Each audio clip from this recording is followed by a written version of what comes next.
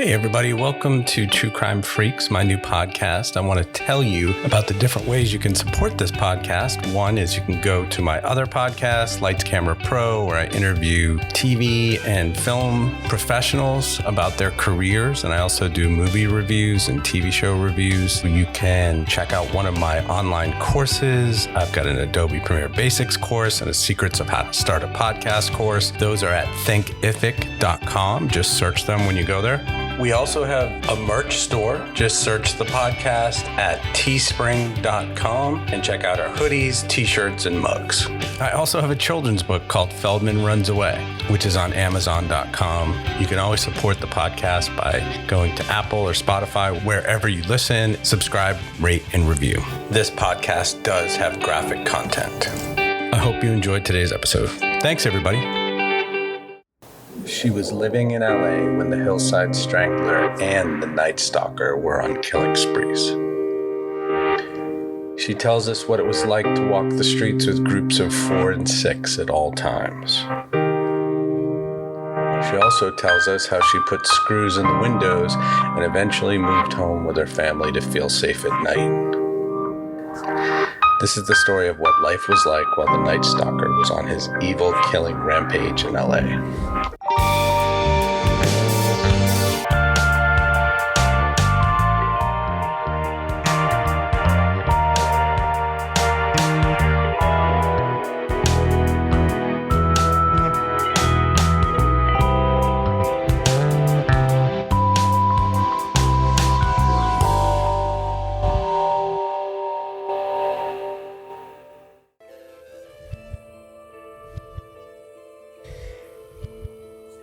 This is a conversation that I had with Artis Callaham last week. I found it so fascinating to find out what it was like to be living in LA while not only the Night Stalker was on a killing spree, but also the Hillside Strangler. Here's what she had to say. What was life like in LA before the Night Stalker showed up and was on the community's radar and people started being afraid? Okay. Well, I can tell you when I was in high school, that was when we were carefree until we started hearing about what was the other guy? There was a guy in the valley. Hillside Strangler. Hillside Strangler. Right. And he was there when I was in high school. And so that's when we started being a little nervous, but he was in the valley. Our counselors would have meetings and they would tell us, if you go out, make sure you go out with friends. It's just safer. If you go together to a party or a game, you come back together. If someone goes to the restroom, you go together. So we did nothing individually. And I will be 59 this year. Okay. And I still do nothing individually. Everything is with a partner. Wow. And so if I go to, like a jazz concert or something like that, and anyone in our crew needs to go to the restroom, we never go alone. Okay. We always take a buddy to the restroom, or I would grab one of my husbands, depending on the one I was with at the time, and go to the restroom, and they would have to go with me and wait outside. Okay. So that's something that never left. And we didn't worry about it so much before the Hillside Strangler came about. Right. Then when we went to college. Well, let me ask you before you jump to college. When you were in high school and the Hillside Strangler was around, how far away were you? Were you 30 miles away, 3 miles away? Where were you? Back then, we thought we were miles away. We thought we were safe, and we were just doing it as a precaution. Right. But now as an adult, I realize it was only 21 miles away. Wow. Okay. So we, from the 405 to where we were living in Inglewood, it was only 21 miles. Okay. And the reason I know it now so precisely is because even though I don't live in Inglewood anymore, I monitors the workings of schools in the valley. Okay. And so I track my trips all the time for mileage. And so I thought it would be interesting to see how far away Morningside High School was back from the Valley in, one of my schools in the Valley that's kind of in the central part of the Valley. Okay. And yeah, it was 21 miles. I said, wow, we thought we were so far away. Yeah. And yeah, so that's only, and the Valley is only maybe 15 miles away from my college. Right. And as we know from the Night Stalker, he would sometimes travel 30 miles or at least 20 miles he spread way out all over LA. He wasn't just in one area like most serial killers. So you go to college, and then what happens? So we went to college, and we thought we didn't think much of the Hillside Strangler when we first got there. And then I believe it was like 84? I think it was 1984 when in the spring of 1984, because that was the year that I was graduating. That's why I remember it so vividly. And I was like, oh no, they're back, Mm-hmm. So that was when we were called in by our deans to be aware that they were implementing a policy across the school. It was kind of like Uber, but it was, but you would be walking basically. Right. And so we had because it was a senior, we were called in. Our security met with us, and they wanted us to call for, like, I worked at the library. They're like, don't walk from the library to your dorm by yourself. Call for an escort. So they implemented this escort service. They also gave us the whole, if you go to a party or you go to a dance, don't go alone. Don't walk down to the fountain alone.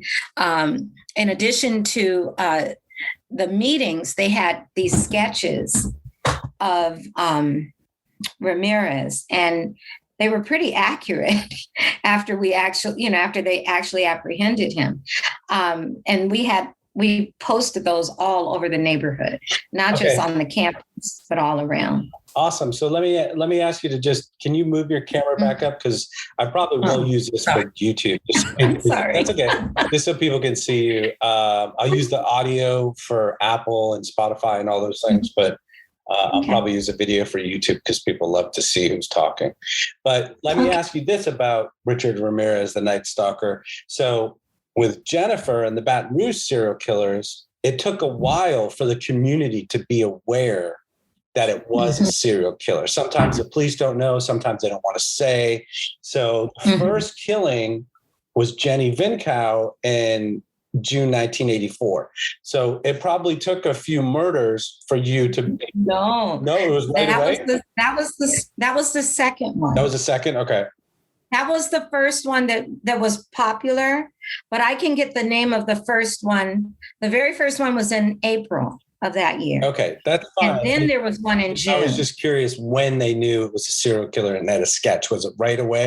Or was it like a few murders in? I just remember around spring break. So between the first person that was his victim was in April of that year. Okay, 84. Okay. And then somehow they had sketches by May or June. Wow. So I don't know. And this person, I believe she got away. I want to pull up her name for you because there was a victim in April. And then in June, the young lady you just mentioned was the first one that I believe he killed. Okay. Oh, yeah. So maybe it was a rape. And this was the first murder. Right. And that's why she had a visual to go by because she survived. So I'm going to get her name for you. Okay.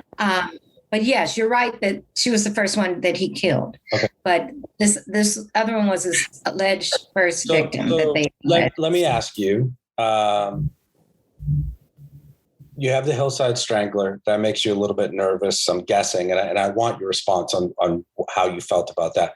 But now Richard Ramirez comes in. He doesn't really have a name because they had several names for him. The nighttime, whatever. The Night Stalker, the whatever. We use the Night Stalker a lot.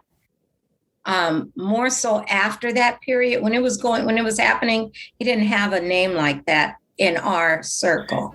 it was just, oh my God, there's another serial killer out here. Yes. Potential serial killer. Right. So you're a junior in college, a sophomore, you're 20. I was a senior. A senior, 20, 21. And what I want to know the day where you just called your best friend and said, oh my God, there's another serial killer and they haven't found him and he's murdered 3 people and his name is Richard Ramirez. What, do you remember that day? And I don't. Or just like, what was that first time like? Because it went on for a year plus. Yeah, for a while. The whole city was held hostage.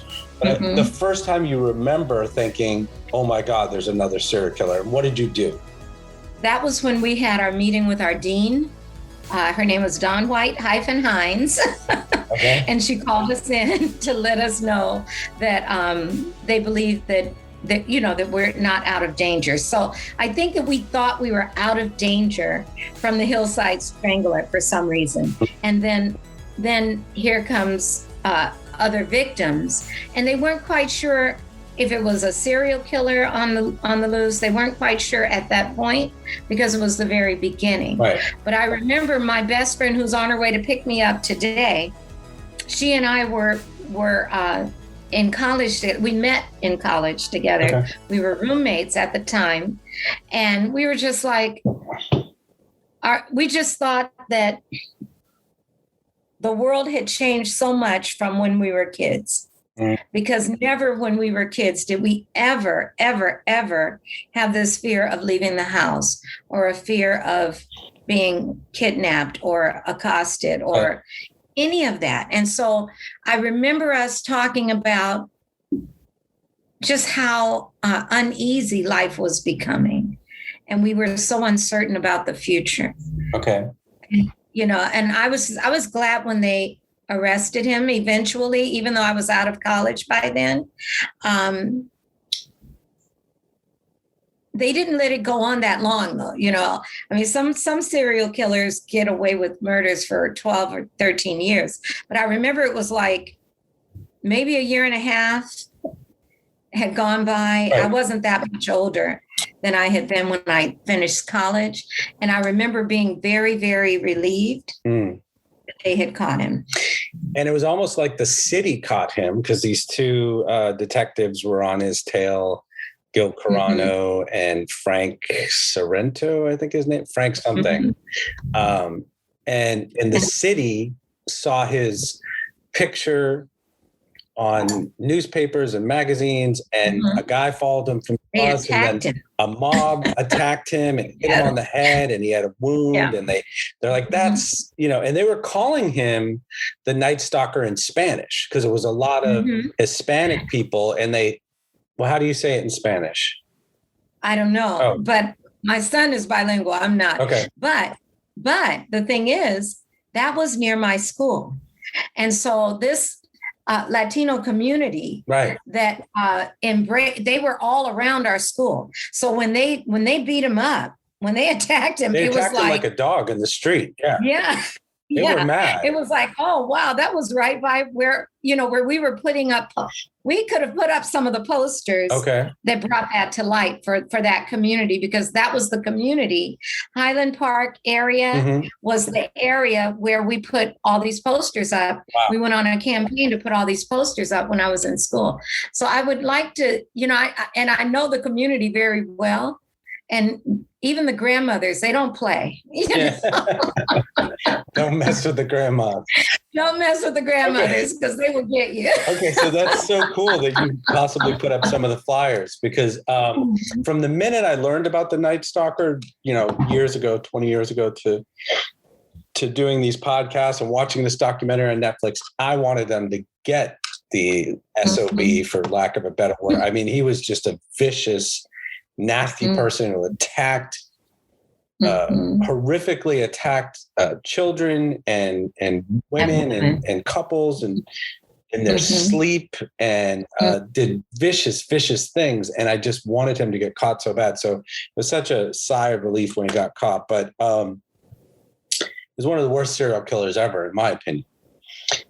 But I want to know, in between the beginning of college or your senior year when you find out, and then that year and a half, what is life like? Because I think your son Aiden had said something about in the clubhouse that you and your friends only went out in groups of 4 and 6 because you know, safety in numbers, and hopefully added a guy to the mix or two. We would try to get a guy, and we would go in, at least minimum would be 3, but definitely 4 to 6 was the goal.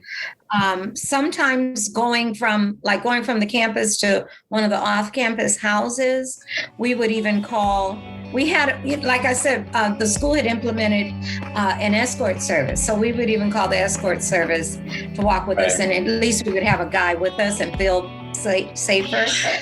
Sometimes it was a security guard. Sometimes it was just a senior that was part of the crew that would walk you wherever you needed to go. But to this moment, it's so weird because my cousin posted on Facebook about 3 days ago a warning she kept saying, I don't understand why so many women are being kidnapped. Why aren't you guys going in groups like we used to do? And she hadn't thought about why we always went in groups. And I said, remember, we were afraid. We were deathly afraid of people breaking into our windows, of people, I still have nails in my windows. Wow. My windows are nailed. They're not nailed shut, but you can't open them without removing. It's actually a screw in each window. So you put a screw in the top of the window on each side, so you can't lift it. You can't lift it up. Wow. Because sorry to interrupt, but what else did you do? Like in my mind, I'd get a couple giant dogs, even pit bulls. I'd have a gun by the bed, a shotgun in the kitchen. I'd have a gun in every room, and I would want this guy to come in because I'd want to kill him, you know what I mean? And my kids would sleep in my room, and at the time, my wife, because there's no way I was letting them stay in a separate room. So what did you do? Did you buy mace, pepper spray? What did you do? We didn't have mace or pepper spray. I do remember us just, we all kind of moved. That senior year, Dre and I moved into my mom's house where my mom and my brother were. Okay. And because we didn't feel safe on the campus anymore. Right. And so we didn't wait until we finished school. We were like, we're out of here. So we didn't have a lot of, we didn't give a lot of chances. I felt so much safer at home. My brother was 6 foot something and he was huge. Okay. And he just made me feel safer, My dad was not there. My dad was not there that year. He came back after I graduated. So he and my mom were in and out like 2 different times in my life. They broke up and got back together. Okay. Broke up and got back together. So I think that was one of their breakup moments, but he wasn't there, but Aaron was there, and Aaron was huge. So I felt sorry to interrupt again, but did you go and do like a window check? Did you go and do a door check? I mean, this is serious stuff. This guy is mutilating people. Like, I still do that. You still do that? I still do that. I live in New York City. I check every window. Yeah. I just thought that was normal, that everybody does that, but maybe they don't. No, where I grew up in Massachusetts, nobody locked their doors until I left for high school. Nobody left their keys in the car, windows open in the middle of the night. Not a care in the world. Well, that's how it is in Virginia, where I'm from. Okay. In Lynchburg, Virginia. I was just there a couple of weeks ago, and still people lock their doors more, but they still don't always lock their doors. And do you lose sleep at all, or do you have sleepless nights? Is everything pretty much normal except for there's a serial killer on the loose, or how does your community change and your family change? Do you have talks about it? Good. I think we're good. We don't talk about it. Not much. I shared it with Aiden because Aiden has studied so many serial killers. And he asked me, about different serial killers. And then when he started reading about Richard Ramirez, and the Hillside Strangler. He said, they were right here. They were right in our, not the neighborhood we live in now, but he knew that was the neighborhood where my college was. And so he asked about it. That was why we brought it up. I don't think I ever would have brought it up. But what I did do was make sure that he goes around and checks the windows. Okay. The screws are in the windows. We still check them. Okay. Every night when I lock the front door, I put a big, there's a big metal stick that I lodge on the door. I always kept a crowbar in my car right under my seat because I felt like you can't, I didn't want to have a gun with a child. Right. And so he probably remembers. Because I'm from Virginia, I have a gun, but I would always keep it in the garage and keep it locked up. Okay. But I didn't have it in the house when he was a kid. And so I always had things like that, like the crowbar under my seat, still under my seat in my car. When I lock up at night and I turn the alarm on, I still lodge this metal thing under the door. Right. And so, but other than that, I think I'm okay. I don't have like sleepless nights or anything about it anymore. But when you and your mother and your best friend and your brother are in the house and Ramirez is literally on the loose, do you have a conversation like, yell out, he's here, yell out, intruder, like, do you have any sort of talk between each other? Like, this is what we're going to do. Or are you sleeping in the same room as your best friend for safety? Mm-hmm. You are. We were sleeping in the same room. There weren't many conversations about it. It was just like, okay, let's check the doors, check the front door and go to sleep. Yeah. Our family's not very talkative about, we try not to talk about, give things energy. Energy is big. Okay. And so it's like we know and we focus on what we can do. We don't focus on the fear factor. Okay. So it was always, be sure you guys check the doors, be safe, look out for each other. My mom would always tell Andrea and I, that's my friend that we moved in together. She would always say, you guys don't ever go anywhere alone, always travel in groups. Right. When we were younger, and in high school, before the whole Hillside Strangler issue, she used to say go in pairs, but her pairs were bumped up to groups. Okay. I think because of Richard Ramirez. And now in the news, every day, every other day, there's another murder. It's escalating now. So I want to talk about the time where you're there in that year and a half in the house with your mother and your brother and your friend. Is there ever any point where you and your family or just you say, I'm just going to leave LA for a while. I'm going to go back to Virginia. I'm going to go to anywhere else and just get out of this town because it seems like all the murders are happening here. No. You're not going to let him push you out of town? No, we felt very safe.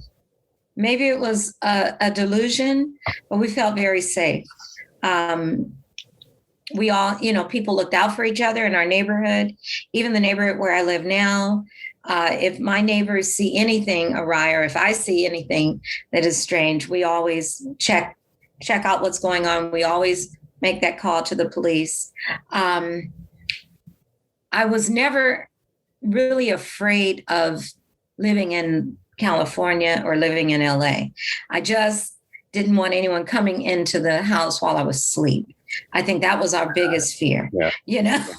If we were awake, we felt like we had a chance. We were empowered. There's no way we were going to let them just take one of us if we were awake. But the fear, I think, came at nighttime when you were more vulnerable. Right. And so I think that's why we started screwing, putting the screws in the windows and things like that. Right. So the Night Stalker gets caught, Richard Ramirez, and the crowd beats him like a dog, and he's got a head injury, and he goes to jail.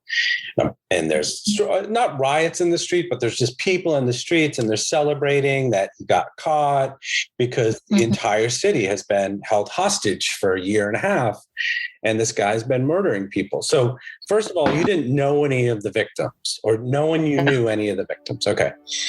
Now he goes to jail. And what is that? I mean, I'm not sure how long it took for him to get to court, and he's in there showing his pentagram, and he has all these groupies who are in love with him. Yeah. I mean, after this is concluded, essentially for you, I'm really asking you, but anyone you know in your family, does life go back to normal? Do you feel safer? What is life like after he's caught? I didn't feel much safety after he was caught, because I was happy that he was caught. I don't remember feeling a sense of relief, because in my mind, I thought there's another one out there. You know, if there were two, there are more. And so everyone just keep being safe. Everybody look out for each other. Everybody, because you just don't know. I was happy. And I think I loved the community attacking him more than anything. That brought a lot of joy. Yeah. I want to share something that did happen when you mentioned, did we know any of the victims? We had a scare that year that it didn't turn out well, but we didn't know what happened to one of our classmates. She went away for spring break. This was right after the first victim had done the drawing of him, or given the police the information for the drawing. And one of our classmates didn't come back from spring break.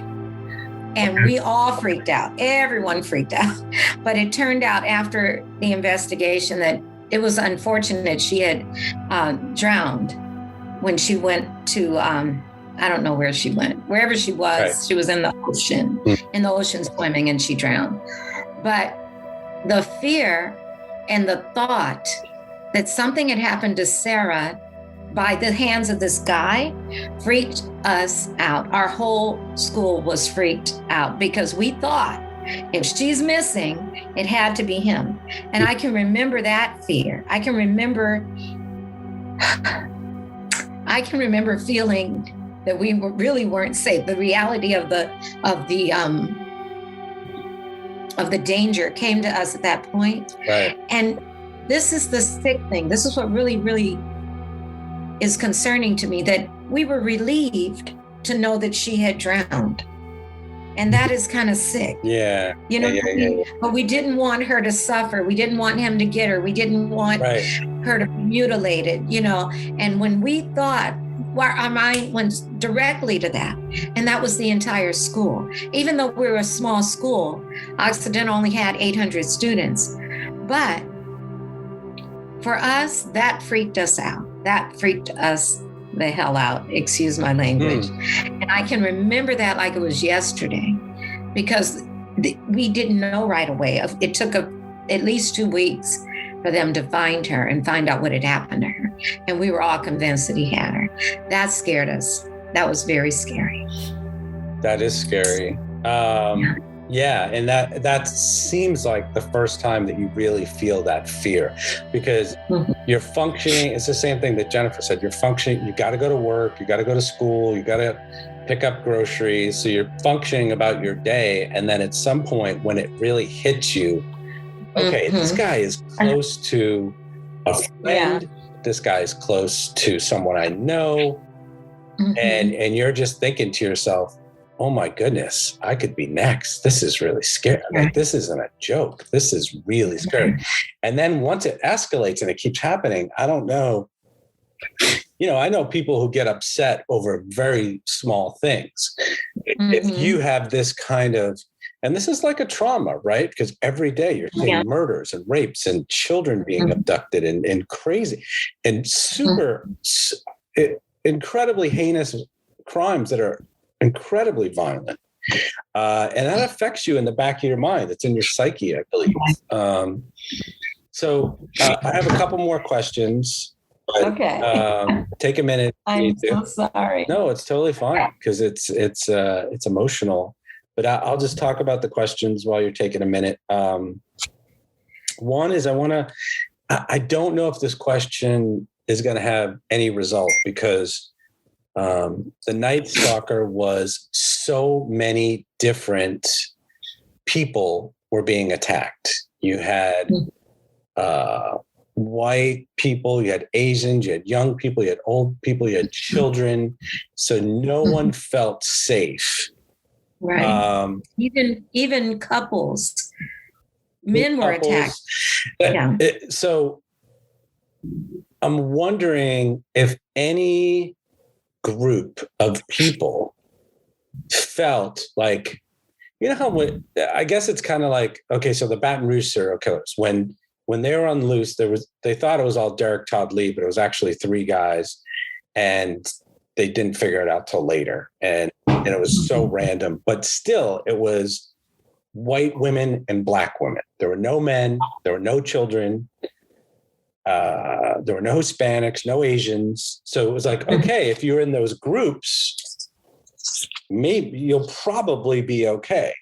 But with this, it was just so many different kinds of people that he was really just doing random things. And this is the interesting thing. There was one couple, I don't know if you remember, and I don't have their names right now, but he was a police officer. And I think they were Hispanic. And they survived.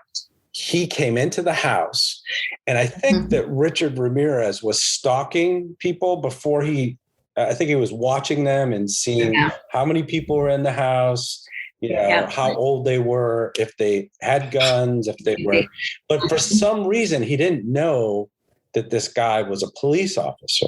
And it seemed like he came into the house, he saw the sheriff uniform, he saw the gun belt, he saw maybe pictures of him as a police officer on the wall, and he ran out.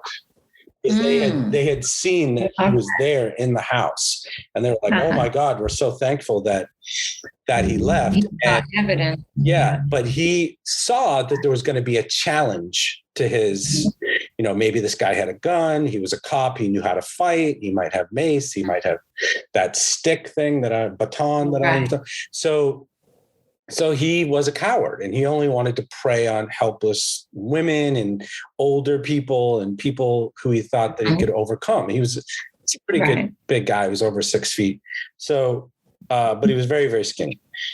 Yeah, I was going to say, but he looked like we could take him. Yeah, we probably could. Like, when they beat him up, I was like, this is the guy? Yeah. Even though he was tall, he just looked so weak and frail. He did. And I thought we could have taken him. He did. So we'll wrap it up here. I think we have 5 to 10 minutes. So let's try and get this last couple of questions in before it shuts off. But, and thank you so much again for doing this. I appreciate it so much. It's so interesting to me. And I know it will be to the listeners, and I have all your information. I'll let you know when the podcast is up and the YouTube and all that. But, what was it like? We know that Richard didn't die. 2 questions. What was it like when he was in court and he got convicted? And then what was it like on the day he died? Did that affect either of those things affect you at all? Did you celebrate? Did you have a glass of wine? Did you call your friend, or it was just like turning the page in the newspaper? It didn't mean anything. I don't think I celebrated. I do remember when he was arrested, and I remember when he died. And I remember being happy, but I don't remember him having that much.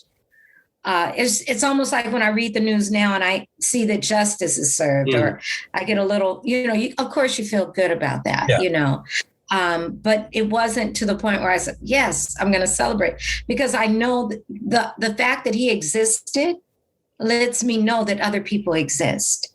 And so I have to always be cautious. I have to always stay in a mind frame of awareness. So I don't feel like I could ever just say, oh, He's gone. All right, we can put our guard down now, Right. because there's this is Andrea calling me now, the lady that that was with me during that period. Right. Let me tell her to come on here. Sure. So let's just wrap it up with one last question, and that is, do you think, in my mind, I think that Richard Ramirez, the Night Stalker, was probably the worst serial killer of all time. Do you think that way? Do you think he was the most horrific? Do you think of him in that way, or do you not think of? Do you just think he's another serial killer, another bad person? I think he's just another bad person. I'm traumatized by Jeffrey Dahmer. The fact that he was eating people. I know he's up there, and I don't know how I could rank them, right. But I think that he's a reminder that you do have to be aware. You just have to be aware of your surroundings, because if he could be that sick and have, and then I'm a psychologist too, so I get my fair share of people that are that need help, right. That are not well, and there are a lot of them out there. So I always, I try to caution people not to just, lose it on people. Be patient with one another, because you don't know who you're interacting with, and you don't know their level of sanity, right. Basically. And that's with anyone. So I think that if I learned anything from that period in my life, it taught me to be aware of my surroundings at all times. Don't ever take for granted that people are rational and sane. You might approach someone who's just waiting for another victim to come into their world, yes. Or waiting for a moment to hurt themselves. You don't want to be a trigger for suicide or homicide or anything. So if anything, it just reminds me to be aware of your surroundings and treat other people with respect and dignity and at all times, because, not that these victims could have avoided what happened to them by treating them any differently. Right. But you never know who you're interacting with, and you never know the level of sanity in other people. You don't. And I told you I have two daughters going to college, and luckily they're twins, and luckily they're going to be roommates, because I feel like they will take care of each other more after the party or after the bar, and rather than like, okay, well, you can just walk home by yourself because you're my friend and I don't really know you. See, I've never even heard of that. That I don't understand that. I think people are just caught up in the party, and they're caught up in the next party, or maybe they like a guy, or maybe they like a girl, and they're like, oh, you can see yourself home even though you're really drunk, or never. See, to this very moment, my friends and I do everything together. We never do that. Never, ever. But ever. Would you do that? This is the last question, I swear. Would you do that? You're fine. No, I'm just saying, would you do that if you hadn't experienced the Hillside Strangler and the Night Stalker? I still would have two. You still would have two. See, I grew up with my mom always saying, two. Go in pairs. Yeah. Go in pairs. Buddy system, they call it. Yeah. Yes. You never, and if you came together, you left together. Mm-hmm. You would never, ever, ever leave your friend to go with alone, a guy. Half drunk alone. and stumbling. Never, ever. Yeah, I can literally remember, and this is a whole different podcast probably, but I can remember going to rescue Andrea from situations. I can remember being in the club with her in particular, and one particular guy trying to get her to go with him. And I'm like, nope, she's leaving with me. She came with me. She's leaving with me. I've gotten cussed out. I could care less. We just make friends with the bouncers. This guy is being a pain. She's coming with me. She's intoxicated, but she's coming with me, Yeah, and you'll never know, but you may have saved her life. May have. But we've always been that way with each other. And so that's why I'm like, and that's with all of my friends. I still have friends from elementary school. We are still very close. Right. And so if we have girls' night, it's girls' night, but we are all coming there together and we're all leaving together. Yes, I love that. I wish more people were like that, because I've heard too many stories where that doesn't happen. But thank you so much. Thank you, This has been great. And I am going to make this for next week. So I will let you know when it's up, and it's on YouTube and Apple and everywhere else. And thank you so much for this, because I just did this Night Stalker. My dear. And I'm going to text you. I'm going to text you the information on that first victim. Even though she did survive, and she gave us a lot of information to help us, Yeah, I think it's the one. It's the one where the two women are in the house, and the one woman was coming in the garage, and he shot her, but it hit the keychain. It hit her hand. Yeah, ran around the front, and he was in the front, and she was like, "What, are you going to shoot me again?" And then she ran away, and she was the one who survived, and he just ran away. Yeah. I think that was it. I think that was too. So thank you so much. Have a great weekend. Okay. I really enjoyed talking with you. It's great to hear all this information. This is great. I hope this helps people. I hope it does too. What you're doing. Yeah, I think it's good. Very interesting to hear this side of your story. So thanks. Have a great weekend, and I will talk to you soon. All right, my dear. Take care. Thanks, Artis. Bye-bye. All righty. Bye-bye. Thanks for listening, guys. See you next week in the next chilling episode of True Crime Freaks, you freaks. Thanks so much. Sean signing off. Hey, everybody. Welcome to True Crime Freaks, my new podcast. I want to tell you about the different ways you can support this podcast. One is you can go to my other podcast, Lights, Camera, Pro, where I interview TV and film professionals about their careers. And I also do movie reviews and TV show reviews. You can check out one of my online courses. I've got an Adobe Premiere Basics course and a Secrets of How to Start a Podcast course. Those are at thinkific.com. Just search them when you go there. We also have a merch store. Just search the podcast at teespring.com and check out our hoodies, t-shirts, and mugs. I also have a children's book called Feldman Runs Away, which is on Amazon.com. You can always support the podcast by going to Apple or Spotify, wherever you listen, subscribe, rate, and review. This podcast does have graphic content. I hope you enjoyed today's episode. Thanks, everybody. Thanks to Joseph McDade for the music.